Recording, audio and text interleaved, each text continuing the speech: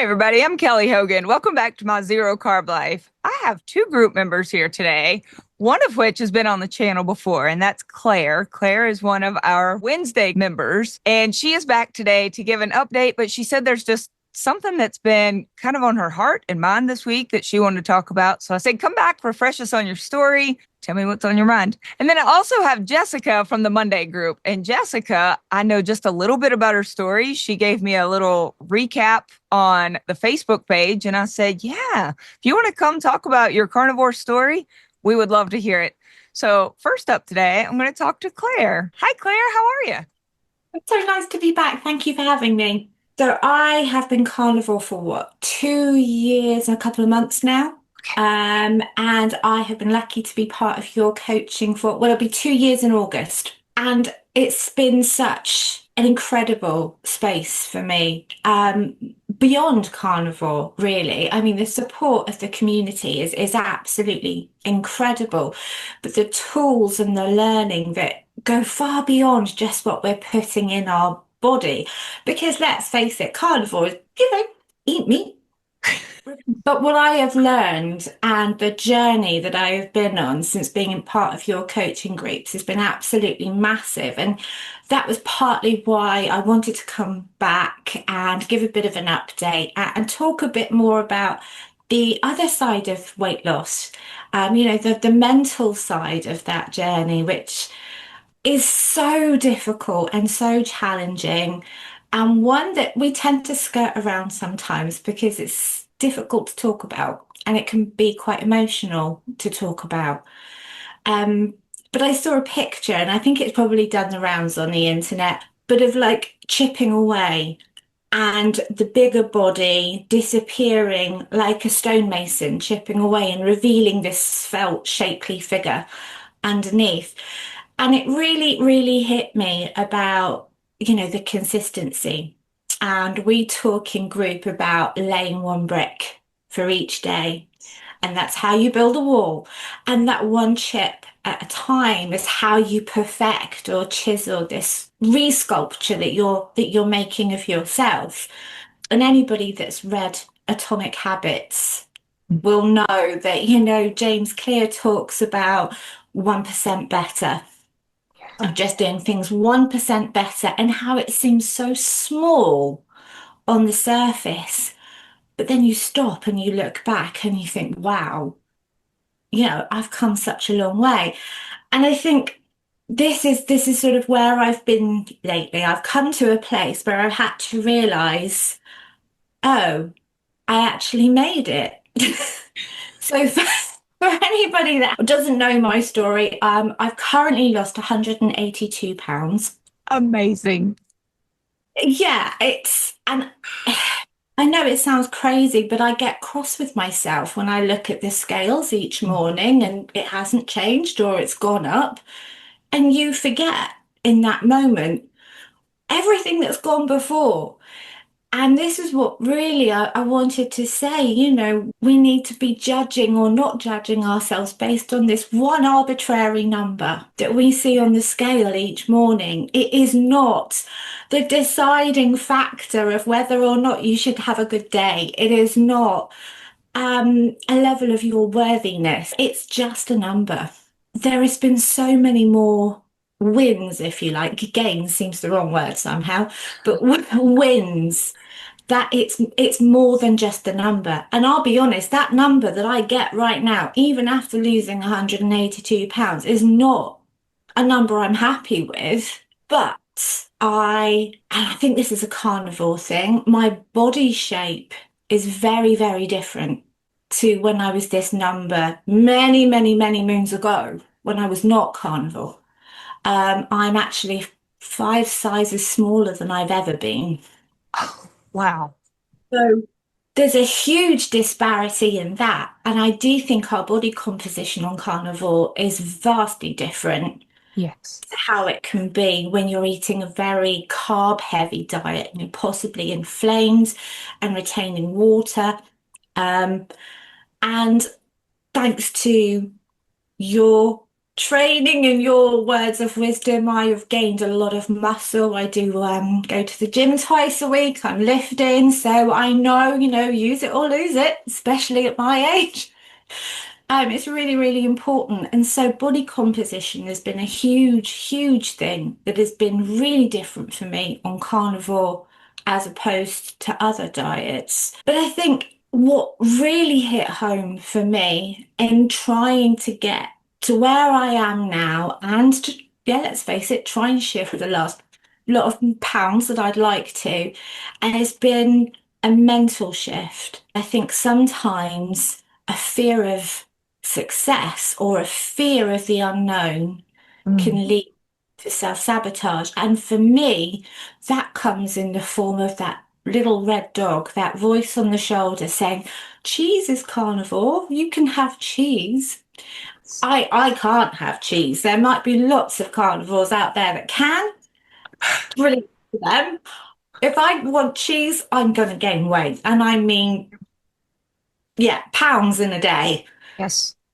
And there are days when that little voice will say to you, oh, you've had a really stressful day. You deserve some cheese. It's carnivore. It's fine. And there are some days, where I can be really self-aware and I can say, okay, yeah, I have had a really stressful day. My favorite cheese is in the fridge. Oh, I know that if I eat that, I'm going to gain X amount of weight. Am I happy to do that? Yes, I am. Fine, lovely. I will enjoy that cheese and I will eat it because life's too short. But there are other times when I can almost manipulate myself. mm, If there's a part of me, I think, that is really, really scared of actually getting to the finish line of this journey. I think somewhere there's a part of me that thinks that there's an end point. And what will I do when I get there? I've been trying to lose weight or reach this idea of perfect all my life, as long as I can remember. What will I do? What will I aim for? And I really think that sometimes we can sabotage ourselves and keep ourselves in this sort of comfort zone, if you like, through fear of what comes next. Because when we're too comfy in this place of striving for, which seems to make no sense, but I've spoken to a lot of people who sort of gelled with me on that. So I'm using a lot of out loud positive self-talk about this at the moment, trying to reprogram those pathways in my brain. And I'm telling myself every single day that actually this journey is never going to end. And this is what you have taught me through the community and through your coaching groups, that, carnivore is a lifelong change. Why would I ever want to go back to the foods that were making me unwell, overweight, in pain, autoimmune diseases? I don't want that. But also, with every little nuance, every little thing that I've tried to improve my sleep, whether it's been mouth taping or blue light blockers, morning light in my eyes in the morning. The hardest one was waiting later to have coffee, but it worked. yes. But that was hard.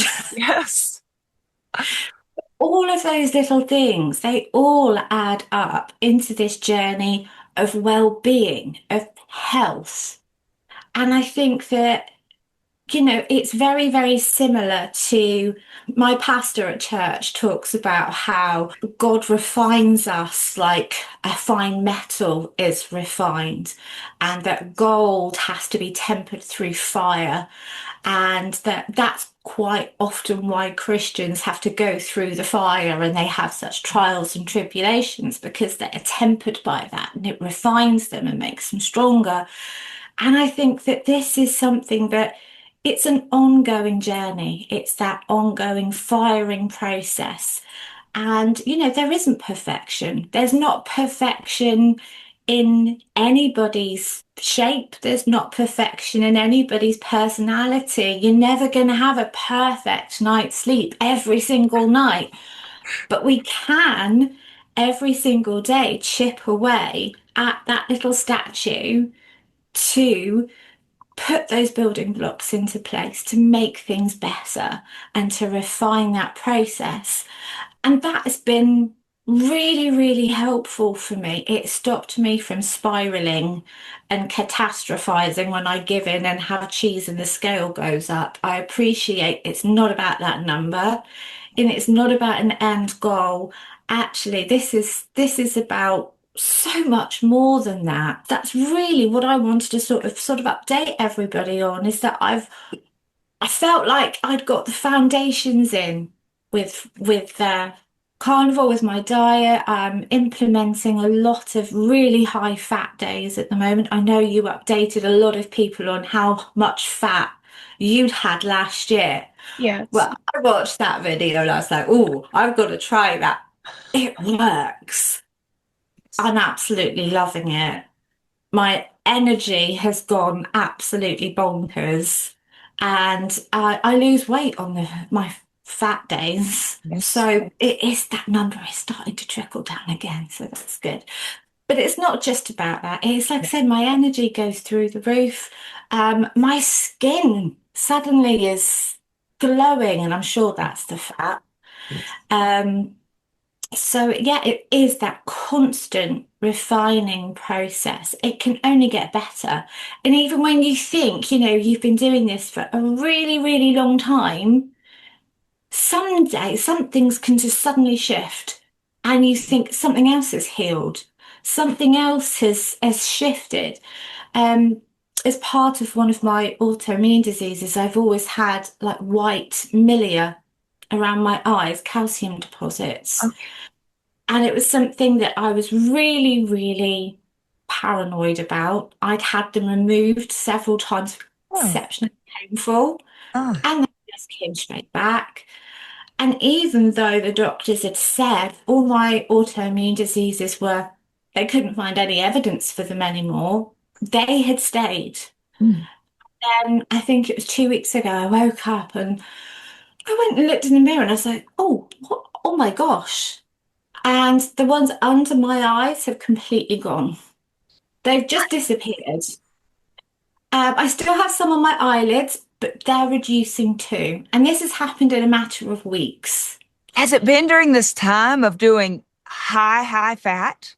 Yeah, absolutely. And that goes against the grain because at first, when I went to the doctor about these, they were concerned it was due to high fat and cholesterol. Yeah.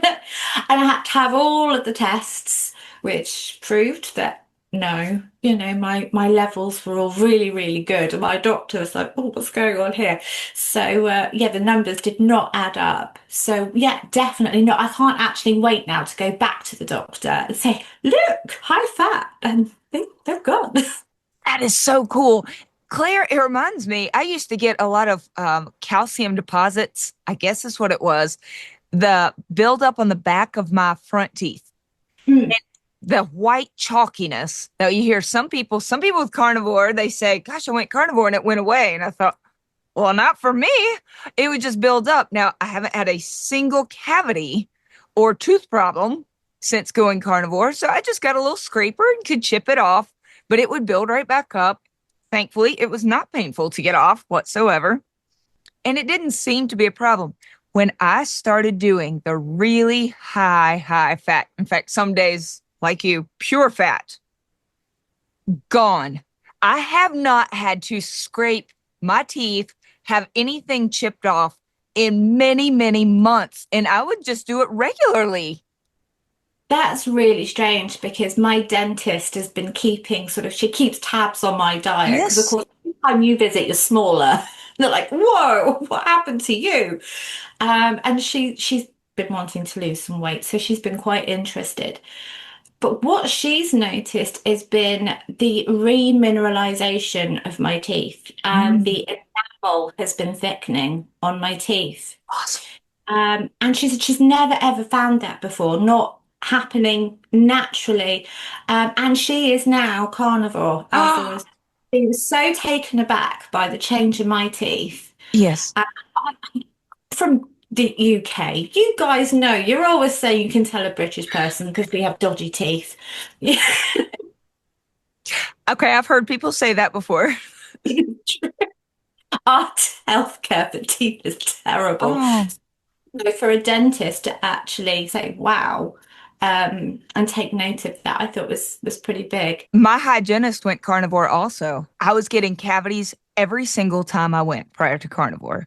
And my gums, especially at the bottom, were receding so badly that they'd started talking about having to get a gum graft at some point. Well, that has now been 20 years ago. And my gums, there's no sign of receding there now. It's never been mentioned again. Not one cavity. My teeth used to have kind of a translucent look at the bottom.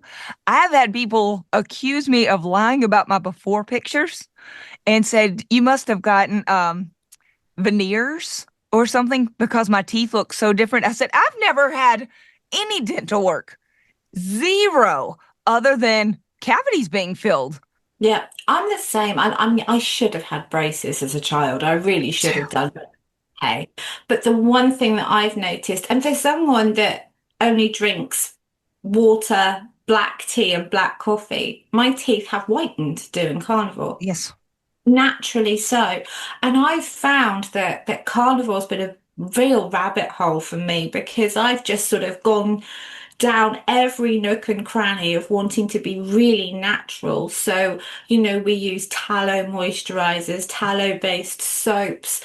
The toothpaste I use is no sweetener in it at all. It's made from bicarb clay and charcoal and Yes. oil. So, the kids hate it. Absolutely hate it. But hey, we've got good teeth. That's right. Honest to goodness, my teeth used to bleed regularly. Just gentle brushing, my gums would bleed. Not anymore. If it were just only oral reasons, I think that's enough reason. Why aren't you all doing carnivore? If you're not right now, think about your mouth, people. The mouth taping at night as well is huge for oral health because, all of those minerals in your saliva are then coating your teeth all night long while you sleep rather than drying out because you're mouth breathing. And that's the time actually that the minerals go back into the teeth when they're Yes. coated with saliva. So that's another real plus point for mouth taping. I love the mouth taping. Plus, for the nitric oxide levels are up. Oh, so many good reasons. Our muscles need better oxygen at night. So that's why some people stop getting leg cramps when they mouth tape. Absolutely. That's why I started trying them in the first place Yes. to eradicate my leg cramps. And yeah, perfect. The only other thing that I wanted to say to anybody out there who is thinking about starting a weight loss journey, who is on that journey, wherever you are, is don't wait to live. Don't say to yourself, I will do this when I get to this. I will wear that outfit when I weigh this. Or, I'll learn to swim, I'll go on a boat, whatever it may be. I always let my fear hold me back. There were so many things that I didn't do, that I didn't experience, that my kids didn't get to do because I was afraid. And that's my biggest regret. I wish that I could have started living earlier. And it's easier said than done.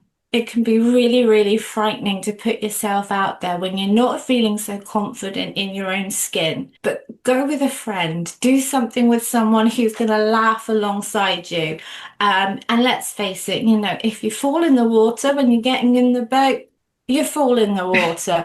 And that will happen whether you're skinny, whether you're in a 2XL or a size 4. It doesn't matter. It's just go out there, live your life. Don't be afraid. Make the most of every second of the journey. I love that. I think sometimes what you were saying before about is there anything that we fear about what we say we want the most. So let's say if somebody has a number in their head of what they want to weigh, 150, like that was my original. If I ever weighed 150, which I think I probably weighed when I was in the fifth grade, no kidding. So as an adult, to think if I could get back to 150 pounds, I could do anything. I could ride roller coasters. I could get on a mountain bike. I could do this. When we hear somebody say what they want, but then they keep self-sabotaging along the way, cheating or falling off the wagon, going off plan, it does make us wonder, like, clearly you know what needs to be done. For somebody who's already tried carnivore, they feel better. They know the weight is coming off.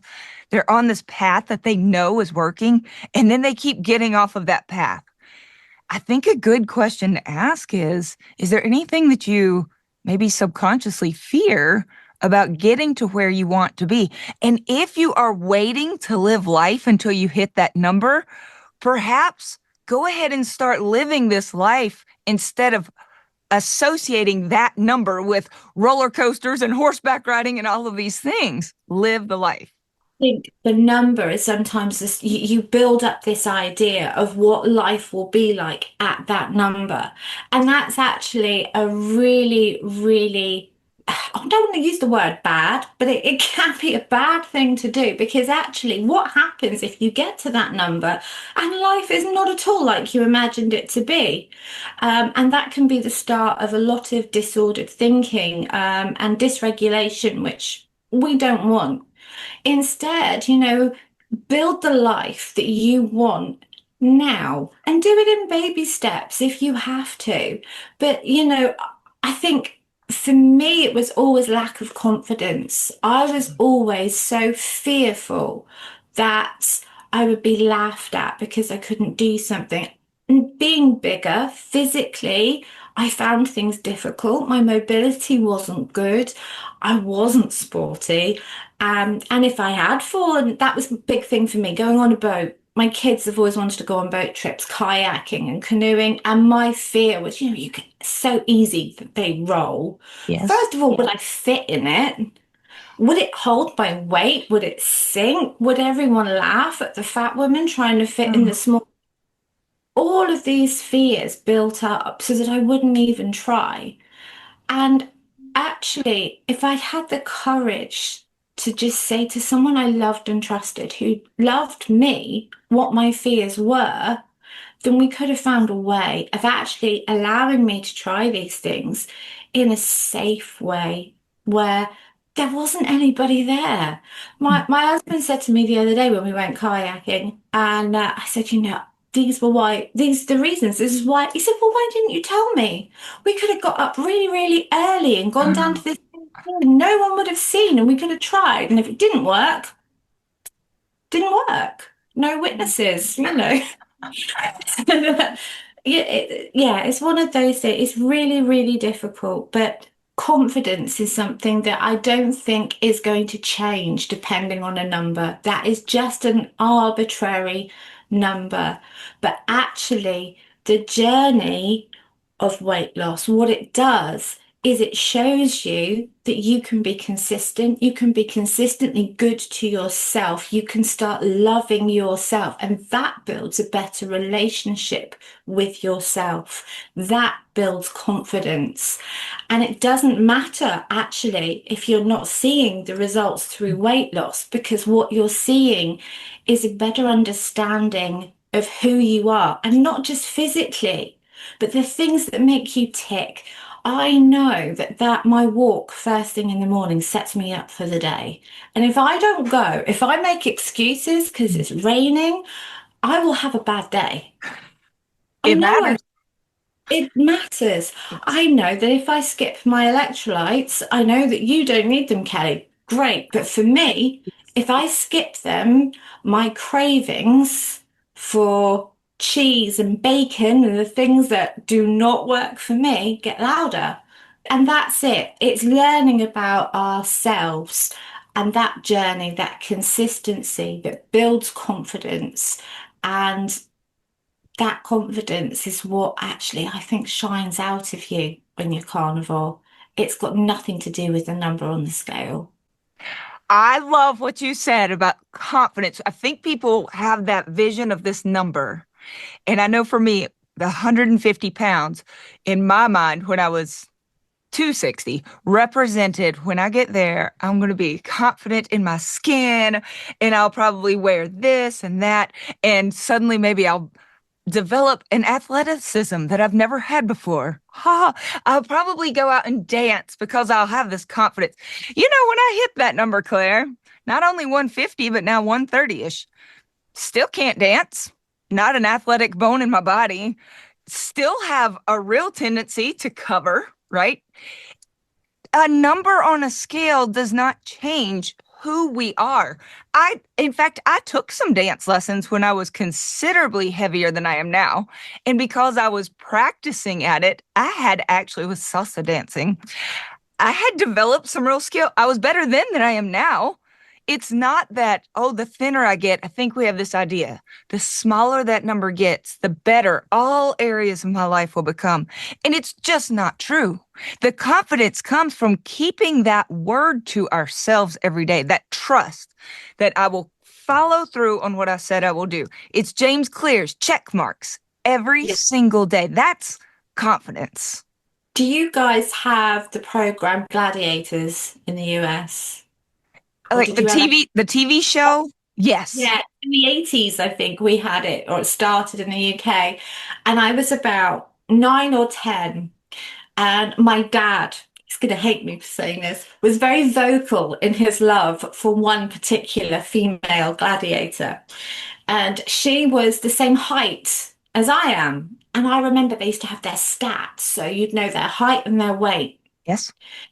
And weight has been an issue for me all my life. So I was probably 9 or 10, same height because I was really tall, but I was probably double her weight at 9 or 10.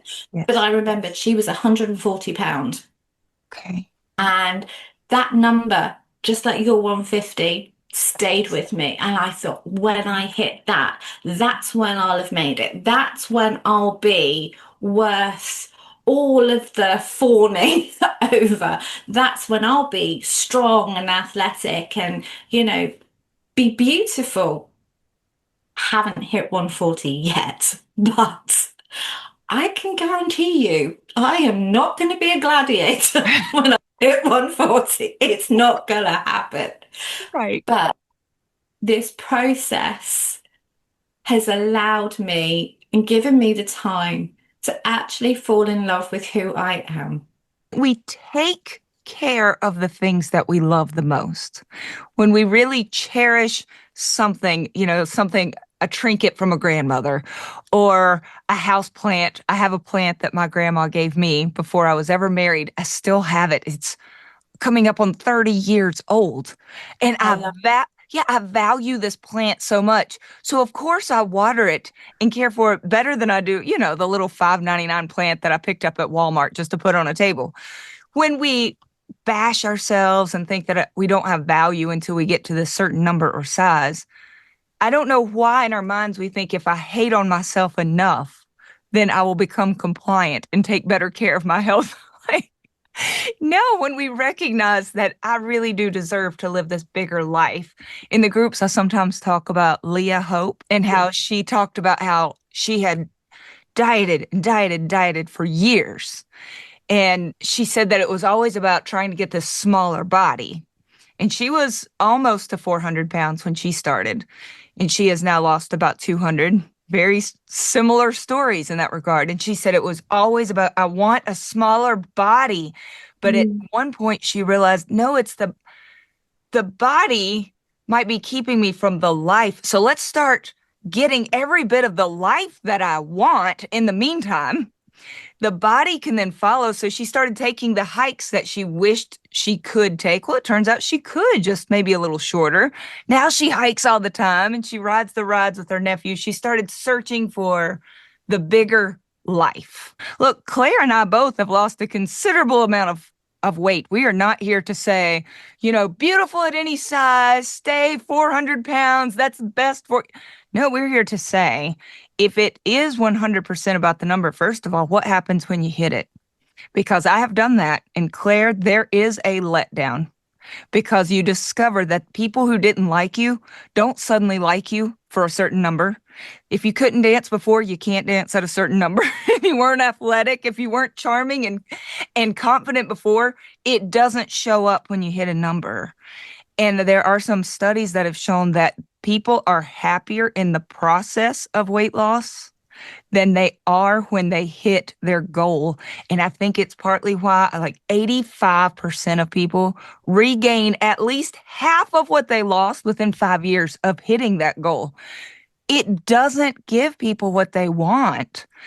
So we're not saying weight loss doesn't matter. It does, but it has to be also about the life we gain, the health we gain, about longevity, mobility. And in the meantime, we can be working on becoming that person that we hope suddenly shows up at 150 or 130. And so this is my insurance policy because I do not want that anticlimactic day when I get on the scales and I hit the number and think, oh, is that it? I don't want that. I want to be able to say, oh, wow, I've hit that number. What's next? Yeah. That's not going to be the end for me. This is a process of, maybe next time I'll run the 5K instead of walking it. Let's have lots of different goals, lots of different things. And it doesn't always have to be about physical health. It doesn't always have to be about your food or your exercise or how much water you're drinking. It can be about other things as well. It can be about the way that you care for yourself in the day to day. It can be about your self-talk, which is so, so important. And I think so many of us, especially women, we talk to ourselves really poorly. Let's talk to ourselves with some self-compassion, be our own best friends, give ourselves that pep talk, and keep on keeping on, as my gran would say. I love it. Claire, thank you. Thanks for coming on and sharing all of this today. So just so everyone is clear, if you're new to this channel, I only eat animal products. That is how I improved my health, got rid of these cavities, stopped having costochondritis pain, stopped getting boils. Claire, you used to have autoimmune conditions. You've also, I know it's not about the scale, but yes, you've lost an entire person in this process. And it was also by eating only animal products. Yeah. So we are carnivores. If you're new here, hi. We're glad you're here. And yeah, we cut out all of the plants. Claire and I do both still drink some tea, maybe some coffee occasionally if it's working for our sleep at the time. You and I both have played around without the coffee and with it. Claire and I could eat cheese as a carnivore, but we know it's either cheese or weight loss or cheese or maintenance. If I have the cheese, my scale goes up immediately. I've actually managed, I think, 4 pounds in one day with cheese. It was Christmas. I will say it was Christmas, and I hit the cheese hard. I did. I gained over 4 pounds in one day. It was actually one meal because I'd only had hard-boiled eggs other than this meal. Just a normal day. And then it was a lot of sausage dip and carnivore cheesecake, not even sweetened. No sweeteners at all, but over 4 pounds in one meal. So Claire, I get you. I love that. I do not love that for us, this cheese thing, but it's good to know, I'm not alone. We are not alone. All right, Claire, thanks. I am going to see you in class on Wednesday. Oh, I did this a couple of weeks ago. I had on a couple of guests and then I got so engaged. I just need to learn.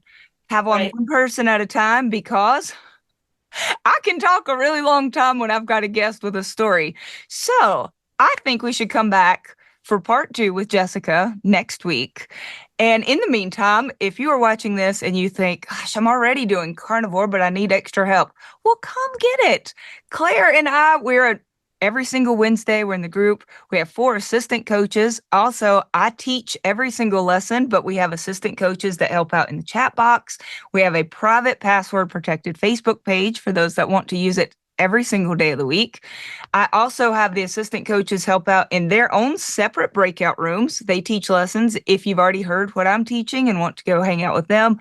There's community time. There's new topics every single week and every single month. So if you need help, come on.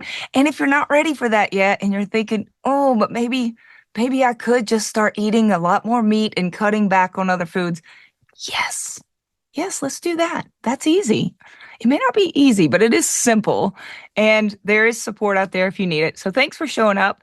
Come back for next Saturday and we're going to talk to Jessica. Okay, hope to see you there. Bye.